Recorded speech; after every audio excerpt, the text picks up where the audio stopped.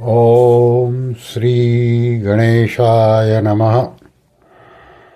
सभी गीता प्रेमी साधकों को सादर प्रणाम के साथ जय श्री कृष्ण। हमारी यात्रा में हम पहुँचे हैं अध्याय 11 के श्लोक क्रमांक 48। श्री भगवानुवाच न वेदयज्ञाध्ययनैर्न दानैः न च क्रियाभिर्न तपोभिरुग्रैः एवं रूपः शक्य अहं लोके द्रष्टुं त्वदन्येन कुरु प्रवीर। इसका एक एक शब्द का पहले अर्थ देख ले, बाद में पूरे श्लोक का। कुरु प्रवीर अर्थात हे कुरुश्रेष्ठ, नृलोके अर्थात मनुष्य लोक में, एवं रूप अर्थात इस प्रकार के विश्व रूप वाला, अहम अर्थात मैं, न वेद यज्ञाध्ययनैः न वेदों के पाठ से, न यज्ञों के अनुष्ठान से, न शास्त्रों के अध्ययन से, न अर्थात न, दानैः अर्थात दान से, न अर्थात न, उग्रैः अर्थात उग्र, तपोभिः अर्थात तपो से, च अर्थात और, न अर्थात न, क्रियाभिः त्वदन्येन, क्रियाभिः अर्थात मात्र क्रियाओं से, त्वदन्येन अर्थात तेरे कृपा पात्र के सिवाय और किसी के द्वारा, द्रष्टुम अर्थात देखा जा, शक्य सकता हूँ। पूरे श्लोक का भाषांतर।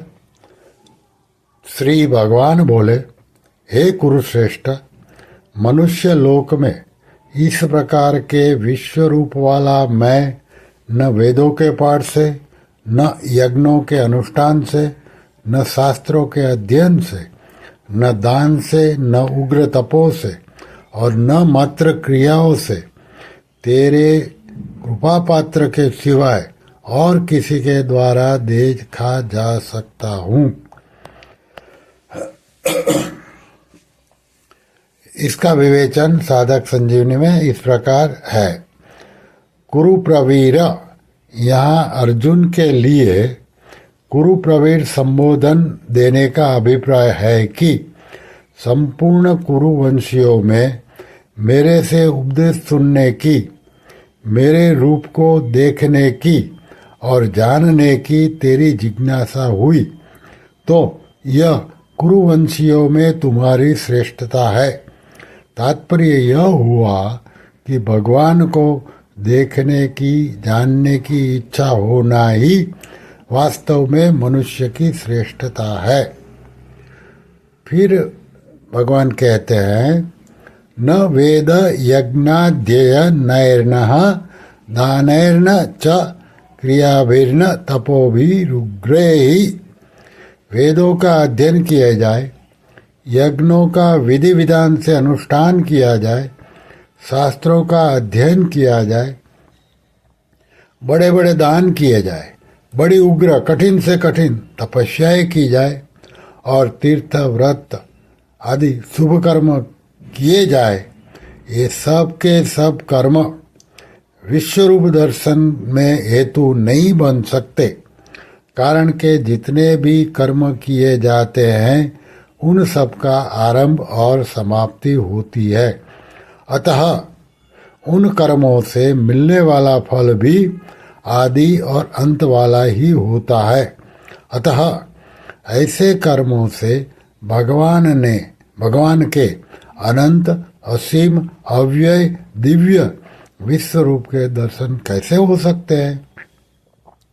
उसके दर्शन तो केवल भगवान की कृपा से ही होते हैं।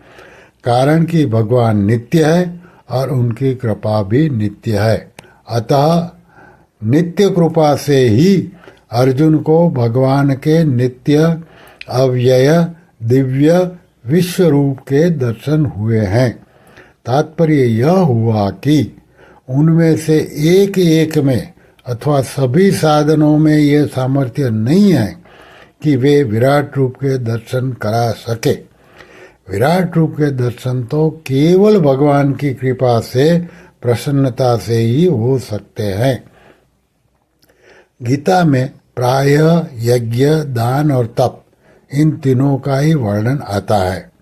8वें अध्याय के 28वें श्लोक में और इसी अध्याय के 53वें श्लोक में वेद, यज्ञ, दान और तप इन चारों का वर्णन आया है। और यहाँ वेद, यज्ञ, दान, तप और क्रिया इन पांचों का वर्णन आया है। 8वें अध्याय के 28वें श्लोक में सप्त विभक्ति और बहुवचन तथा यहाँ के श्लोक में तृतीया विभक्ति और बहुवचन का प्रयोग हुआ है, जबकि दूसरी जगह प्रायः प्रथमा विभक्ति और एक वचन का प्रयोग आता है।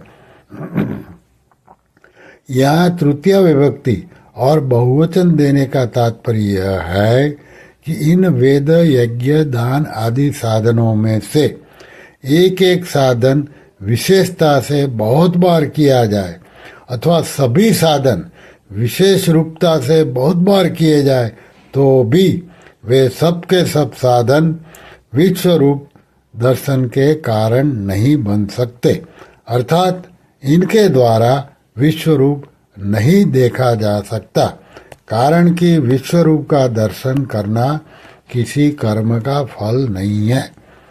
जैसे यहाँ वेद, यज्ञ आदि साधनों से विश्व रूप नहीं देखा जा सकता, ऐसा कहकर विश्व रूप दर्शन की दुर्लभता बताई है।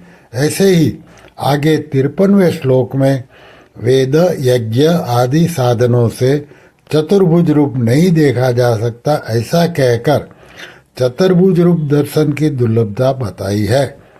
चतुर्भुज रूप को देखने में अनन्य भक्ति को साधन बताया है इसी अध्याय का 54वां श्लोक, क्योंकि वह रूप ऐसा विलक्षण है कि उसका दर्शन देवता भी चाहते हैं। इसलिए उस रूप में भक्ति हो सकती है, परंतु विश्व रूप का देखकर तो भय लगता है। अतः ऐसे रूप में भक्ति कैसी होगी, प्रेम कैसे होगा? इसलिए इसके दर्शन में भक्ति को साधन नहीं बताया है। यह तो केवल भगवान की प्रसन्नता से, कृपा से ही देखा जा सकता है। एवं रूपः शक्य अहम नृलोके द्रष्टुम त्वदन्येन। मनुष्य लोक में इन साधनों से तुम्हारे सिवाय मेरा विश्वरूप कोई देख नहीं सकता। इसका अर्थ यह नहीं है कि इन साधनों से तू देख सकता है। तुम्हारे को तो मैंने अपनी प्रसन्नता से ही यह रूप दिखाया है। संजय को भी जो विश्वरूप के दर्शन हो रहे थे, वह भी व्यास जी की कृपा से प्राप्त दिव्य दृष्टि से ही हो रहे थे, किसी दूसरे साधन से नहीं। तात्पर्य है कि भगवान और उनके भक्तों, संतों की कृपा से जो काम होता है, वह काम साधनों से नहीं होता। इनकी कृपा भी अहेतुकी होती है। कई लोग ठीक न समझने के कारण ऐसा कहते हैं कि भगवान ने अर्जुन को विश्वरूप दिखाया नहीं था, प्रत्युत यह समझा दिया था कि मेरे शरीर के किसी एक अंश में अनंत ब्रह्मांड है, परंतु वास्तव में यह बात है ही नहीं। स्वयं भगवान ने कहा है कि मेरे इस शरीर में एक जगत चराचर सहित संपूर्ण जगत को अभी देख ले। 7वां श्लोक। जब अर्जुन को दिखाई नहीं दिया, तब भगवान ने कहा कि तू अपने इन चर्म चक्षुओं से मेरे विश्व रूप को नहीं देख सकता, इसलिए मैं तुझे दिव्य चक्षु देता हूँ। 8वां श्लोक। फिर भगवान ने अर्जुन को दिव्य चक्षु देकर साक्षात अपना विश्व रूप दिखाया।